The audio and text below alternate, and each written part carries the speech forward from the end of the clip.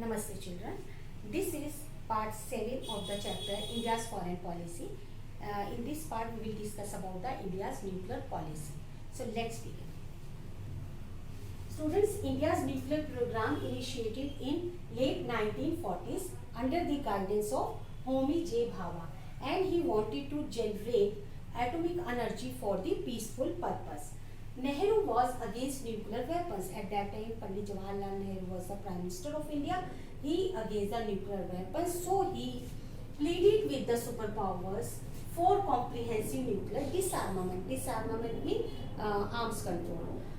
However, the nuclear arsenal kept rising during this period. As you have studied in the Cold War chapter, both the country superpowers, USA and USSR, competed to each other and they increased the stock of nuclear weapons. And when Communist China conducted nuclear test in October 1964, the five nuclear powers, United States of America, USSR, China, UK, France, and China, Taiwan then represented the China.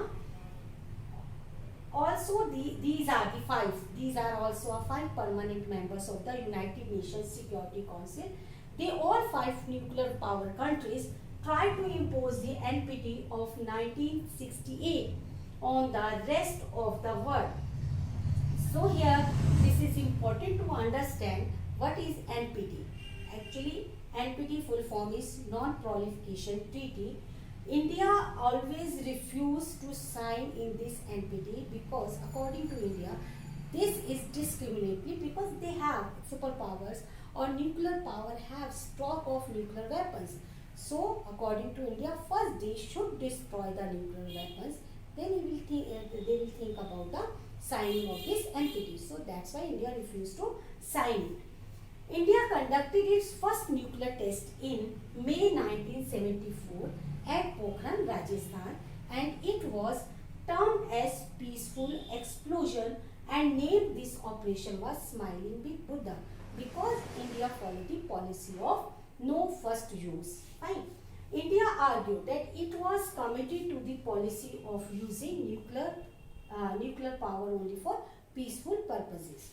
So here we see India opposed the indefinite extension of NPT and CTBT also. So India in 1995 and also India again refused to sign this treaty and CTBT also. CTBT full form is Comprehensive Nuclear Test Ban Treaty, and this is also according to India discriminatory because nuclear power, they have a lot of stock of the nuclear weapons. Powerful countries they have. So India conducted a series of nuclear tests in May 1998 demonstrating its capability to use nuclear power for military purposes. This test is known as Pokhran Test 2 and named was Operation Shakti.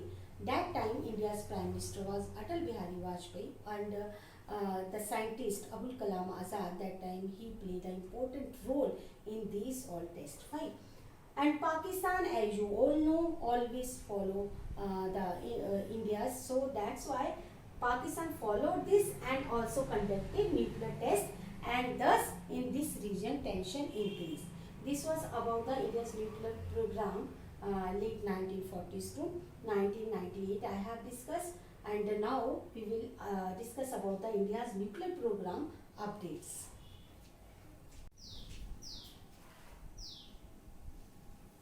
India's nuclear policy has always been peace-oriented, whose clear impression is reflected in the policy of no first use.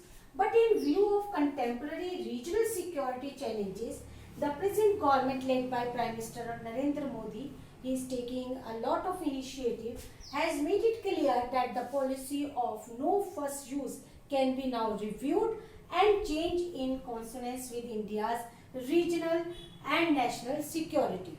So here we see, in addition, India is committed to ensuring its membership in the nuclear supplier group and opposing partisan and unjust nuclear treaties, like we have already studied about the NPT and CTBT.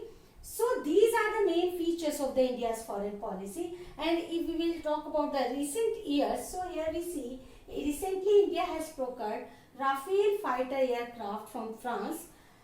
This will be capable of carrying nuclear bombs. So we can say that nuclear policy of any country is important component of the country's foreign policies and play important role in the international politics also. So student, this is all about your topic India's nuclear policies, and now we have completed this chapter, India's foreign policy. Thank you.